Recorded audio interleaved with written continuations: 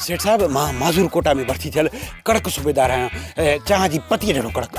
कंहिं हल्के फुल्के जी ओता किथे वेंदो ई न आहियां पर तव्हांजी ॻाल्हि ॿी आहे सूबेदार सेम टू यू बाबा सेम टू यू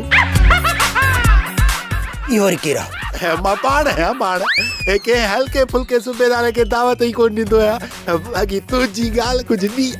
सेठ धनु मां ॾाढो गंदो माण्हू आहियां ऐं तॾहिं त तो मां धूंड जी धप थी अचे सेठ धनु ख़बरदार जो मज़ाक कई अथई मां मश्किलनि जे ॻोठ में रहण वारो न आहियां मुंहिंजो ख़्यालु आहे त हाणे कम जी ॻाल्हि थी वञे सेठ धनु ॾिसो हर को पेट लाइ आहे उन करे पहिरियां पेट पोइ ॿियो कमु ठीकु आहे चांहि पीअंदे या थधो मानीअ सां गॾु थधो हुजे बाद में चांहि ऐं उन खां पोइ मिठो तूं त मानीअ में महांगो आहे ख़ैर ख़ैर हाणे मुंहिंजी ॻाल्हि ॿुध इहे वलूअ वारा फ़ैसिलो ॾियण लाइ तयारु थी विया अथई अॼु जुमे जी निमाज़ खां पोइ मां हुननि जो फ़ैसिलो कंदुसि ऐं तूं वलूअ खे छॾे ॾे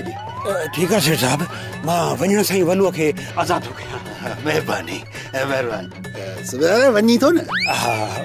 वञा थो पर पहिरियां किलो खनि बर्फ़ी ऐं चांहि घुरायो त